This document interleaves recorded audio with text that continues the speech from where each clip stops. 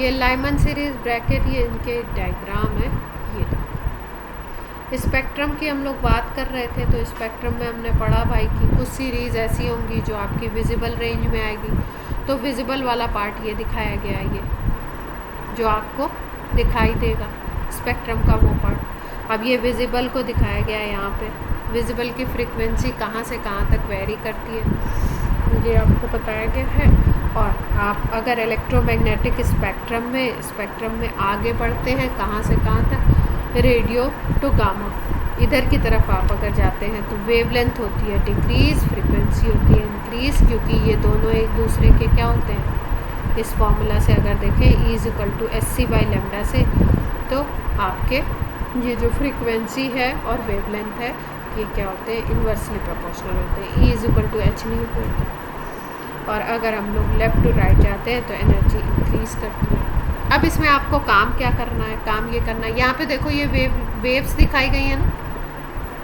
अब वेवलेंथ होता क्या है एग्जैक्टली, वेवलेंथ आप अगर वेव की बात करो तो वेव में हम लोग क्या बोलते हैं,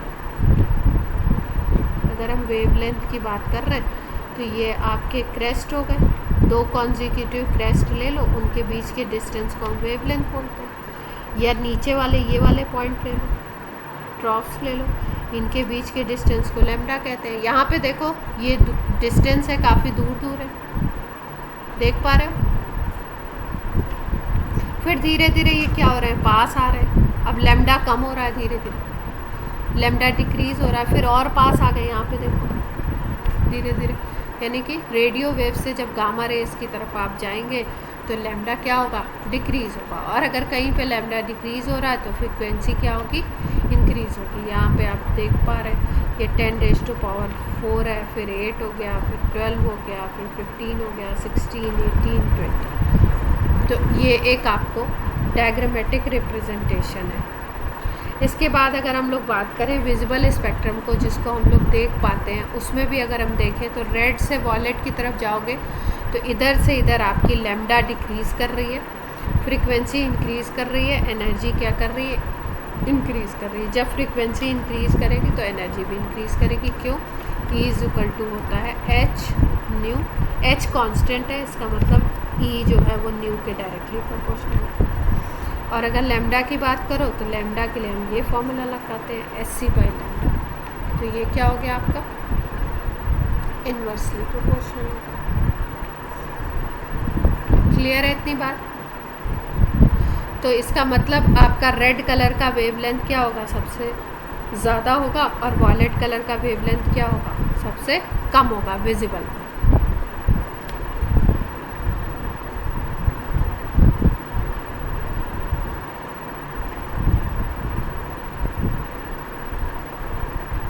हाँ जी,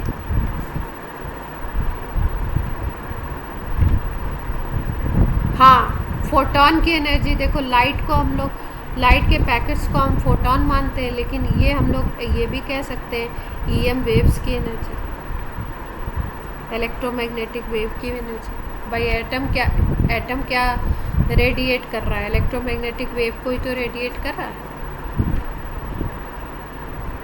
ठीक है, तो उसके लिए हम लोग भी, उसके लिए भी फोटॉन यूज़ करते हैं। दूसरा देखो आपको काम क्या करना है, ये फ्रीक्वेंसी आपको याद होना थोड़ा मुश्किल है, नहीं याद होगा आपको, ये याद रखना है। सबसे पहले तो विजिबल का याद रखो। कई बार क्वेश्चंस बाल्मर सीरीज़ के दे देते हैं और उसका वेवलेंथ का रेंज पूछ लेते हैं, और आपको पता है बाल्मर सीरीज़ किस में आता है आपका, बाल्मर सीरीज़ अगर मिल रहा है तो विजिबल रेंज में मिलेगा। और विजिबल के लिए आपको पूछ लेते हैं कि वेवलेंथ का रेंज क्या है, तो आप क्या याद रखेंगे, 750 नैनोमीटर टू 400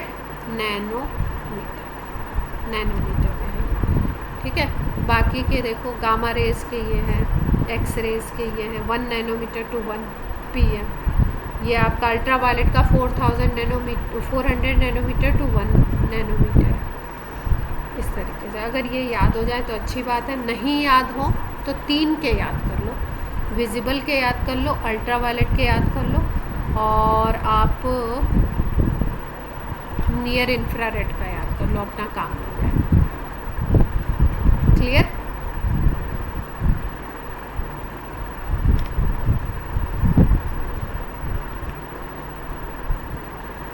इसके बाद ये सारी चीज़ें हम लोग कर चुके हैं, इसको थोड़ा सा ये तरीके से लिखा हुआ है।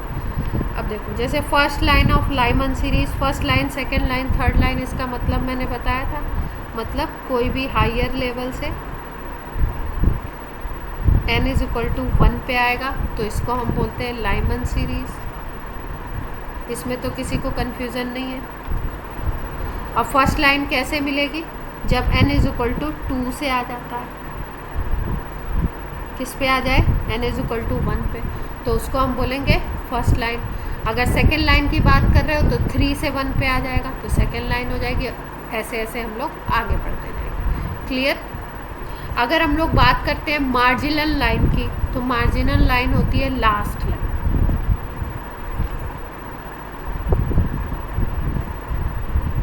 मार्जिनल लाइन का मतलब है लास्ट लाइन, और वो ट्रांजिशन कौन सा होगा, इनफाइनाइट से उस स्टेट पे ले आओ। लाइमन सीरीज़ है तो इनफाइनाइट से कहाँ ले आओगे, 1 पे ले आओगे।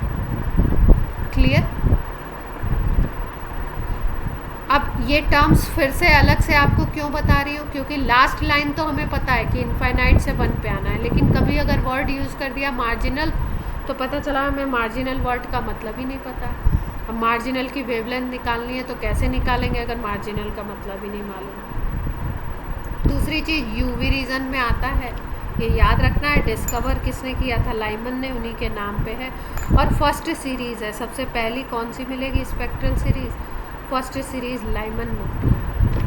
अब अगर हम बात करें इसकी लॉन्गेस्ट लाइन की, तो ऐसी लाइन जिसका वेवलेंथ सबसे लंबा होगा लॉन्गेस्ट लाइन बोलेंगे। ऐसी लाइन जिसका वेवलेंथ सबसे कम होगा उसको क्या बोलेंगे हम लोग, शॉर्टेस्ट वेवलेंथ निकालना है। ठीक है।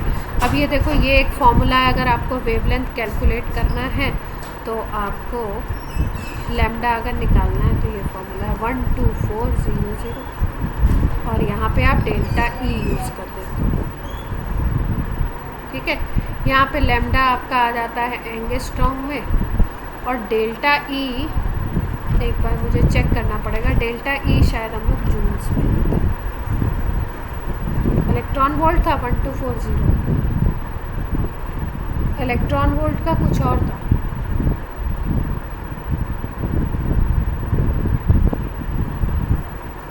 सेम बताया था 1240, 12375 बताया। ठीक है, 375, तो ये अप्रॉक्सीमेशन में चल रहा है। ठीक। शॉर्टेस्ट का मतलब आपको पता है, शॉर्टेस्ट वेवलेंथ होनी चाहिए। तो जब वेवलेंथ शॉर्टेस्ट होगी तो आपकी एनर्जी डिफरेंस क्या होगा, मैक्सिमम होगा।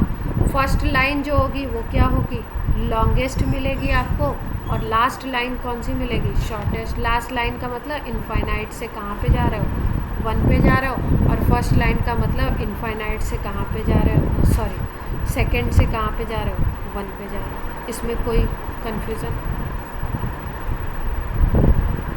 सेम बात है।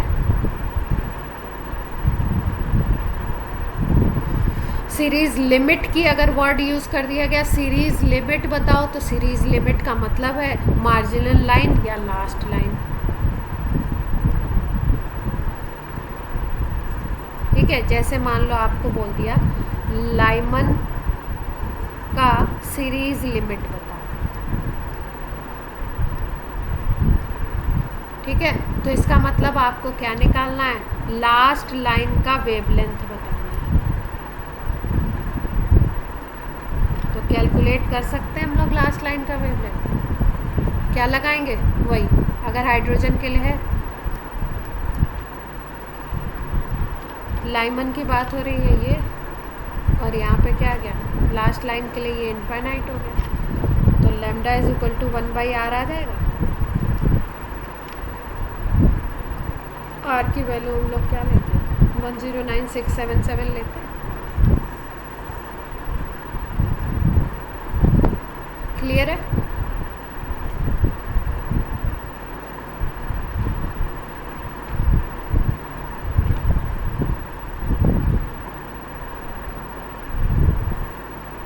अब फर्स्ट लाइन का अगर पूछ लिया तो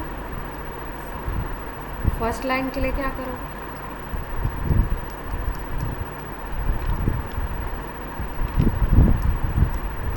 सेकेंड से, फर्स्ट लाइन के लिए सेकेंड से 1 पे जाएगा इलेक्ट्रॉन, अगर हाइड्रोजन स्पेक्ट्रम की बात हो रही है लाइमन सीरीज़ की।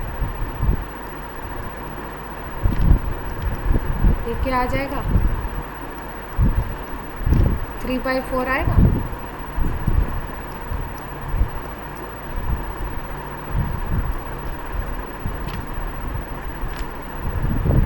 ये आ जाएगा लैम्डा 4/3। क्लियर। अब अगर वैल्यू रख के वैल्यू रख के निकालना है तो लगा सकते हैं।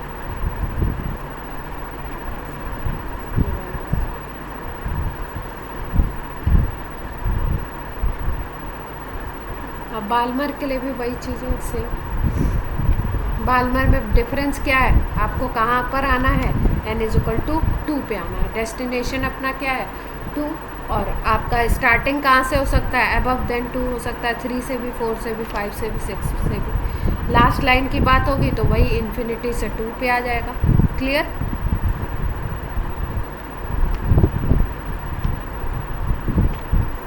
विजिबल रीजन में आता है। फिर उसके बाद देखो ये वाली स्लाइड में क्या दिया हुआ है, बाल्मर सीरीज़ की ये लिमिटिंग लाइन को बताया गया कहाँ से कहाँ तक हो। अगर हम लोग कैलकुलेट करें तो हमें पता लग जाएगा एंगस्ट्रॉम में वैल्यू। पास्चन के लिए भी इसी तरीके से, कुछ नया है नहीं तो इसमें बताने के लिए। ठीक है। लास्ट टर्न पे आपसे बात करी थी, अगर आपको नंबर ऑफ स्पेक्ट्रल लाइन निकालनी या आपको बोला जाए ट्रांजिशन कितने होंगे, या आपको बोला जाए नंबर ऑफ एमिटेड फोटोन कितने एमिट होंगे, तो ये सब के लिए फॉर्मूला क्या बताया था। स्पेक्ट्रल लाइन के लिए फॉर्मूला हम लोग यूज़ कर रहे थे n2 - n1 + 1/2, यही तो यूज़ किया। n2 - n1 को इन्होंने डेल्टा n टर्म लिख दिया। क्लियर।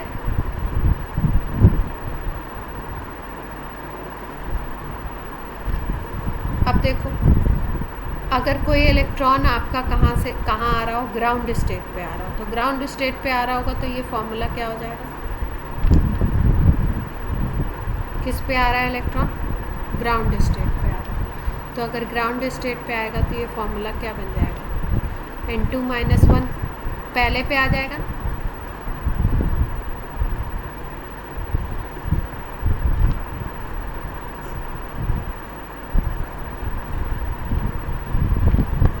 ये n2 - 1 हो गया, और ये n2 - 1 + 1 क्या हो गया यहाँ पे,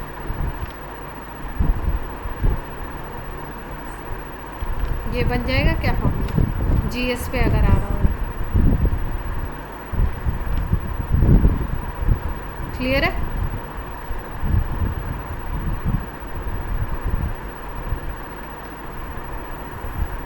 और देखो यहाँ पे क्या लिखा हुआ है, एक लाइन लिखा है, in case of single isolated atom. ये जो फॉर्मूला यूज़ करते हैं ये हम लोग यूज़ करते हैं सैंपल के लिए। क्वेश्चन में सैंपल दिया होता है, ठीक है, या कोई अमाउंट होगा पर्टिकुलर। अगर आइसोलेटेड वर्ड यूज़ करें, single isolated atom, if electron makes transition from nth state to ground state then maximum number of spectral line observed are n-1। अगर वो किसी n स्टेट से ग्राउंड पे आता है और अगर सिंगल एटम है, मतलब किसी का भी हाइड्रोजन का, हीलियम का, किसी का भी सिंगल एटम है, तो उसके लिए नंबर ऑफ स्पेक्ट्रल लाइन या नंबर ऑफ ट्रांजिशन क्या होंगे, n-1। जैसे मान लो 5वें से पहले पे आ रहा है और एक सिंगल एटम की बात हो रही, तो 5 - 1 हो जाएगा number of spectral line, 4 spectral line वो शो। क्लियर। अब देखो जैसे ये क्वेश्चन है इसी पे based, if electron make transition from 7th to 2nd, ठीक है, 7th एक्साइटेड स्टेट लिखा हुआ है, देख पा रहे, सेवेंथ एक्साइटेड स्टेट। तो एक्साइटेड स्टेट का मैंने क्या बताया था, अगर एनर्जी लेवल में कन्वर्ट करना है तो एक्साइटेड स्टेट प्लस 1 कर दोगे तो क्या आ जाएगा, एनर्जी लेवल आ जाएगा आपका, या जिसको हम लोग शेल नंबर बोलते हैं। एक्साइटेड स्टेट सेवेंथ है, इसका मतलब एनर्जी लेवल किसकी बात हो रही है, एट्थ की बात। एट्थ से वो कहाँ पे आ रहा है, सेकेंड स्टेट पे आ रहा है। यहाँ पे एक्साइटेड स्टेट लिखा था, यहाँ पे क्या लिखा था, सेकेंड स्टेट। जब स्टेट लिखा इसका मतलब ये शेल नंबर 2 की बात कर रहा है। तो कहाँ से आ रहा है, 8 to 2, ये तो ट्रांजिशन है। हाइड्रोजन एटम का सैंपल है, maximum number of spectral lines निकाल सकते हैं, सीधे वही फॉर्मूला लगाना है। क्या लगा दे, n2 minus n1, n2 minus n1 plus 1 divided by 2, क्या आ जाएगी वैल्यू,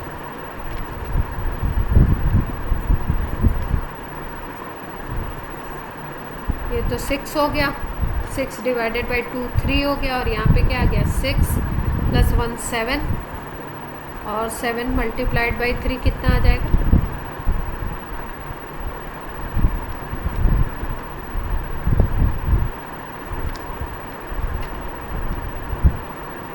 सबको आवाज़ आ रही है, आंसर बताओ, आंसर बताओ। 20, और ये 2 भी तो है डिवाइडेड बाई, कर लिया था, अच्छा पहले कर लिया था इसको।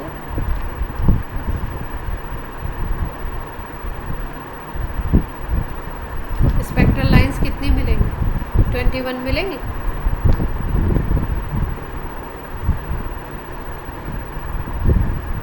अब देखो दूसरा क्वेश्चन है इसी तरीके का, हाइड्रोजन लाइक सैंपल है, ions are in particular excited state, ions किस में है, किसी एक्साइटेड स्टेट में। If electron makes a transition up to first excited state then it produces maximum 15 different types of spectral lines, यानी कि इधर जो राइट हैंड साइड में हमारा आंसर आता था वो है 15।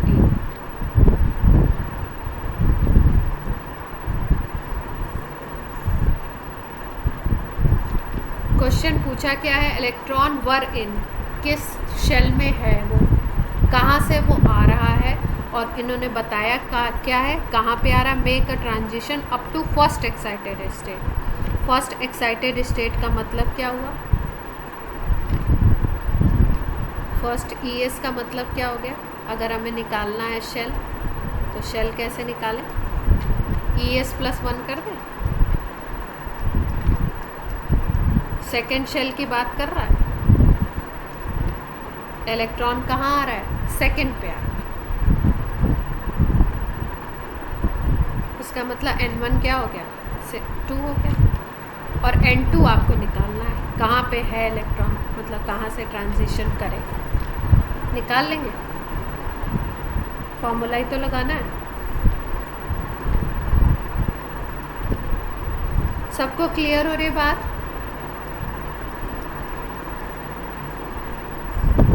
विकास, आयुष, है ना, ये आपको n2 निकालना है, और n1 आपका क्या आ गया था, 2 आ गया।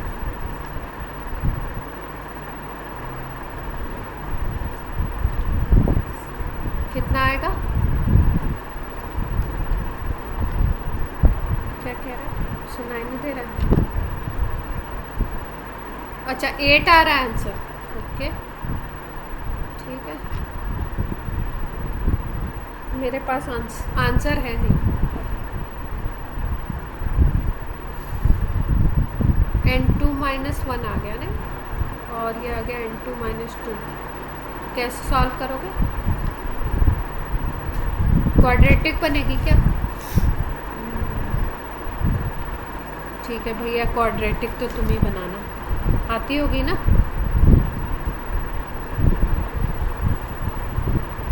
क्यों, ये 8 माइनस 2 कर दो तो कितना आ जाएगा, 6, और यहाँ पे क्या आ जाएगा, 8 माइनस 1 कर दो तो 7, तो 6 मल्टीप्लाइड बाई 7 कितना आ गया, 42 आ रहा है ना, तो ये कैसे आएगा, अगर ये n2 इज इक्वल टू हम 7 रख लें, हिट एंड ट्रायल कर लेते हैं भाई, तो 7 माइनस 2 और 7 माइनस 1 इज इक्वल टू 30 आना चाहिए। देख लेते हैं 5, हाँ ये आएगा 7 आएगा बेटा, कैलकुलेशन में कुछ मिस्टेक हुई। 7 रखने पे इधर 30 आ रहा है ना, देखो LHS में 15 मल्टीप्लाइड बाई 2 कर दिया, ठीक है। नहीं तो क्वाड्रेटिक से सॉल्व कर लेना आप लोग जो।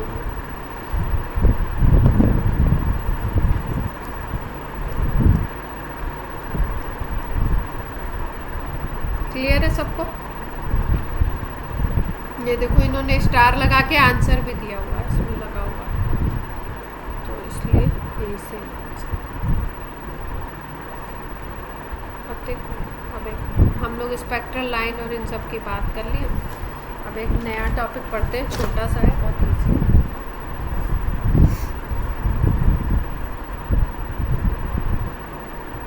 क्या है भाई, ये एक तो पहली बात मॉडर्न कॉन्सेप्ट है।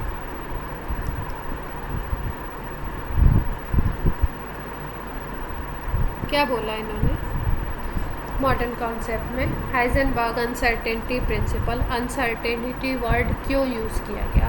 देखो इन्होंने बोला, हाइजेनबर्ग ने इलेक्ट्रॉन की स्टडी कर रहे थे भाई, चारों तरफ वो सर्कुलर ऑर्बिट्स में घूम रहा था, ये सब चीज़ें। वेव नेचर देखा गया इलेक्ट्रॉन का कि उसमें वेव नेचर है, ठीक है, वेव की तरह वो इंटरफेरेंस भी कर रहा है, डिफ्रैक्शन भी कर रहा है, ये सब चीज़ें देखी गई। तो इन्होंने कैलकुलेट करने की कोशिश की किसी टाइम पे उसकी पोजीशन, मतलब जो न्यूक्लियस है उससे डिस्टेंस निकालने की कोशिश की इलेक्ट्रॉन की, और उसकी वेलोसिटी। तो ये क्या देख पा रहे थे कि जब वो वेलोसिटी को एक्यूरेटली निकाल ले रहे थे, एक्यूरेट निकालते थे, या मोमेंटम को एक्यूरेट निकालते थे, तब उसकी पोजीशन में एरर बहुत ज़्यादा आता था। और जब ये पोजीशन को करेक्टली निकाल पाते थे, तब उस टाइम पे उसके मोमेंटम में एरर बहुत ज़्यादा आ जाता था। तो इन्होंने क्या रूल दिया? इन्होंने बोला कि अगर किसी भी इलेक्ट्रॉन का किसी टाइम पे, किसी इंस्टेंट पे आप निकालते हो क्या मोमेंटम या वेलोसिटी और उसकी पोजीशन फ्रॉम द न्यूक्लियस, तो ये दोनों अगर आप साथ साथ निकाल रहे हो, जैसे मान लो हमने बोला इलेक्ट्रॉन को हमने देखना शुरू किया किसी टाइम पे, और हमने बोला जस्ट 1 घंटे के बाद हमें उसकी पोजीशन भी निकालनी है और उसकी वेलोसिटी भी निकालनी है। तो दोनों चीज़ें अगर उस टाइम पे हम निकालते हैं, तो होता क्या है, अगर एक चीज़ एक्यूरेट आती है तो दूसरी चीज़ में एरर आता है, ठीक है। मतलब एक को आप करेक्टली निकाल पाते हो, दूसरी चीज़ को करेक्टली नहीं निकाल पाते, यही बोला था हाइजेनबर्ग। क्लियर हुई बात?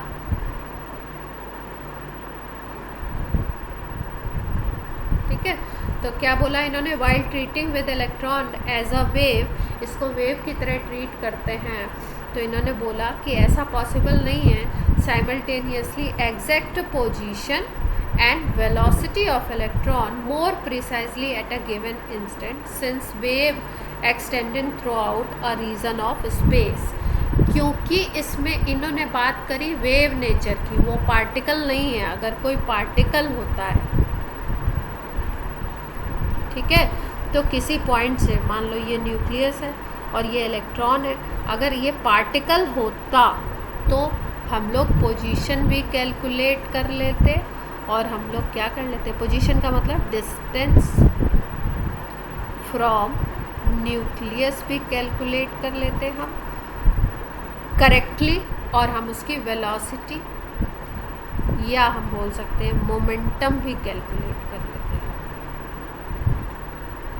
दोनों चीज़ को करेक्टली। लेकिन क्योंकि इसमें कैसा नेचर है, वेव नेचर है इलेक्ट्रॉन में, इसलिए हम लोग करेक्टली एक ही टाइम पे दोनों को करेक्टली मेज़र नहीं कर सकते। क्लियर है बात? मतलब अगर किसी टाइम पे, मान लो तुमने बोला t = 15 सेकेंड पे, हम उसको लोकेट कर पा रहे हैं कि न्यूक्लियस से इतने डिस्टेंस पे, वो एग्जैक्ट वही डिस्टेंस आता है, ठीक है। किसी और ने भी मेज़र किया, 2-4 लोगों ने, तो वही डिस्टेंस आता है। तो उस टाइम पे अगर वेलोसिटी कैलकुलेट कर रहे हैं, तो वेलोसिटी में क्या हो रहा है, बहुत ज़्यादा एरर हो रहा है। फिर एक फॉर्मूला दिया इन्होंने हाइजेनबर्ग ने फॉर्मूला क्या दिया, इन्होंने बोला delta x multiplied by delta p is greater than और equal to h Planck constant है वही अपना पुराना h बाई 4। अब क्या क्या है, अब इसको अगर हम ब्रेक करें, डेल्टा पी है तो है मोमेंटम, चेंज इन मोमेंटम, इसको हम ब्रेक करें तो हम ऐसे भी लिख सकते हैं।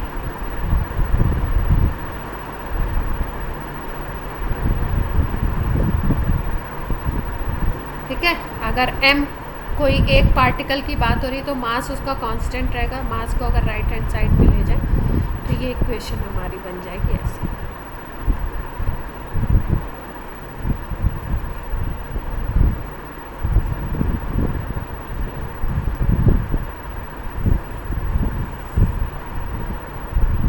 अब कौन सी चीज़ क्या है इसकी बात कर लेते हैं। डेल्टा एक्स होता है अनसर्टेनिटी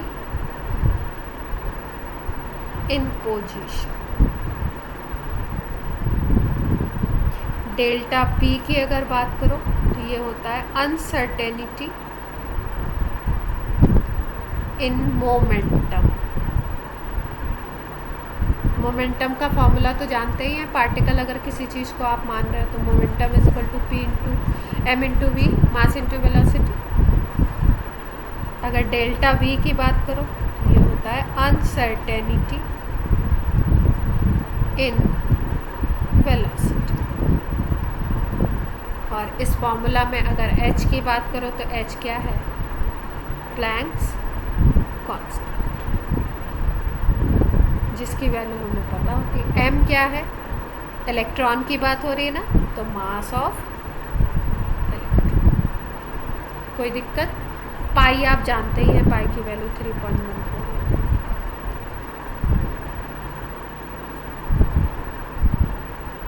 क्लियर हो गई बात।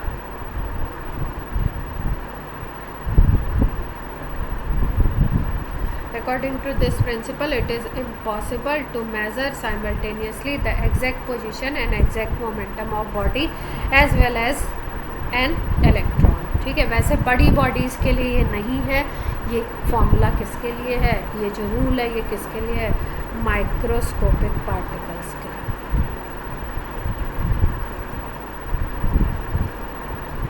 वैलिड है, लेकिन अगर क्वेश्चन में आपको कोई किसी बॉल के लिए अनसर्टेनिटी पोजीशन और अनसर्टेनिटी वेलोसिटी से रिलेट करके क्वेश्चन बना देते हैं तो आपको क्या करना पड़ेगा, फॉर्मूला लगा के सॉल्व करना पड़ेगा। ठीक है, तब आप मान लोगे कि उसके लिए वैलिड है।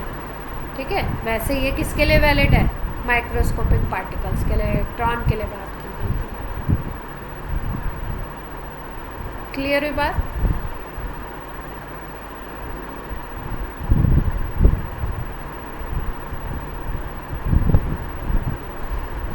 शो करता है वेव नेचर को।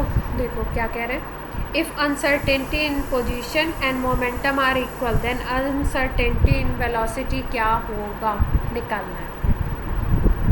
तो इसका मतलब इन्होंने क्या बोला, पोजीशन की अनसर्टेनिटी डेल्टा एक्स होती है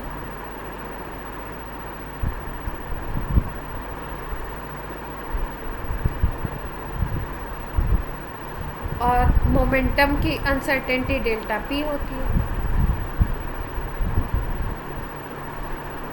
क्वेश्चन में क्या दिया हुआ, ये दोनों इक्वल, तो वेलोसिटी की अनसर्टेनिटी निकालनी है तो आप फॉर्मूला क्या लगाओगे, ये लास्ट वाला, delta x multiplied by delta we h upon 4πm, इसको यूज़ करेंगे, ग्रेटर देन वैल्यू यूज़ नहीं करेंगे, इक्वल टू लगाएंगे।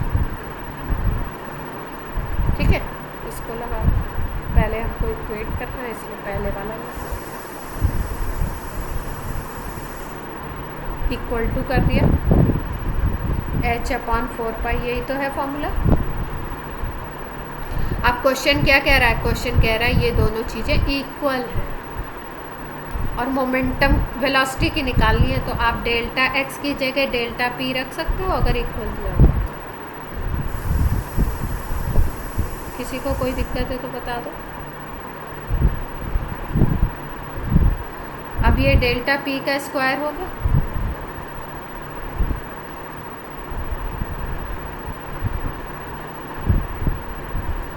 आप डेल्टा पी को क्या लिख सकते हो, m इंटू डेल्टा वी लिख सकते हो।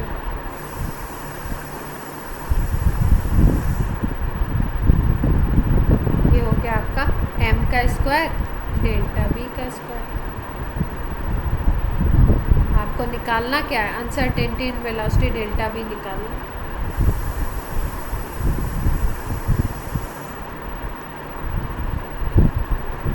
तो डेल्टा वी क्या है,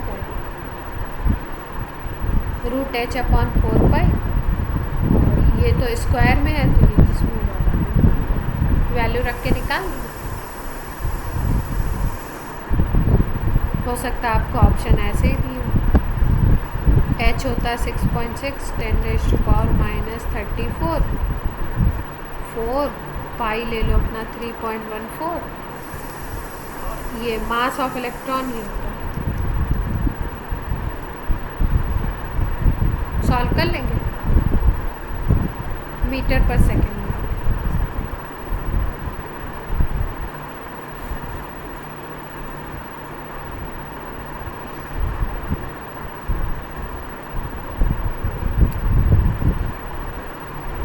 हाँ, delta P uncertainty in momentum है। देखो क्वेश्चन क्या कर रहा है, uncertainty in position and momentum are equal. तो हमारे पास फॉर्मूला ये था, uncertainty in position multiplied by uncertainty in momentum is equal to h/4 ये हमारे पास फॉर्मूला था लगाने के लिए। अब इसके बाद बोला कि ये दोनों इक्वल हैं, जब दोनों इक्वल हैं तो किसी की जगह पे भी किसी को पुट कर सकते हैं। अब अनसर्टेनिटी इन वेलोसिटी निकालनी थी, तो वेलोसिटी निकालनी तो हमने क्या करा, डेल्टा x को डेल्टा p के टर्म्स में लिख लिया, क्योंकि वेलोसिटी तो मोमेंटम वाले टर्म में ही आएगी। और फिर डेल्टा p का स्क्वायर हो गया, फिर उसको सॉल्व कर लिया।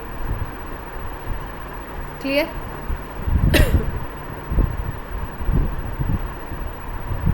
अब देखो ये क्वेश्चन इसी पे अनसर्टेनिटी पे है। Uncertainty in position and velocity of a particle is this, calculate mass of particle. ये तो आ जाएगा सीधे से, क्या क्या है, डेल्टा x है 10⁻⁻10 मीटर, डेल्टा v है 5.27,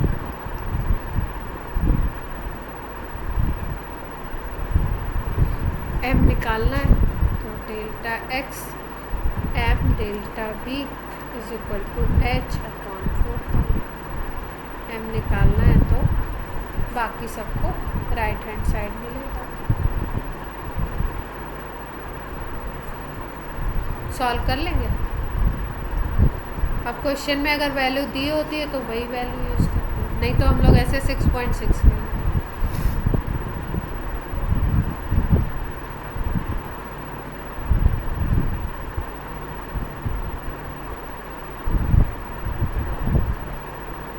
सॉल्व करेंगे, मास आ जाएगा किसमें, केजी में।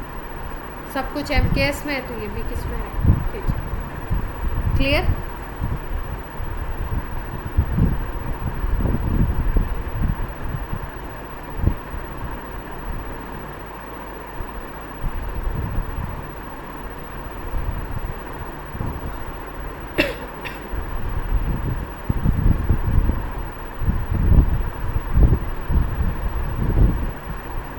टॉपिक खत्म हो गया, देख लेते हैं अगर कोई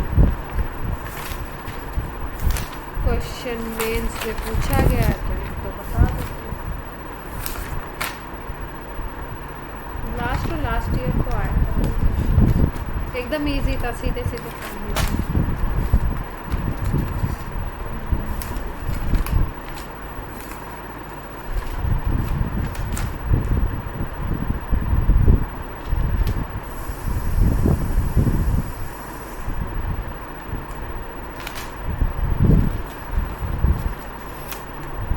अपने एक लेक्चर को छोड़ के बाकी सारे लेक्चर तो डाल दिए ना मैंने इस पे यूट्यूब पे। कोई एक था शायद जो रिकॉर्ड नहीं हो पाया था, बाकी तो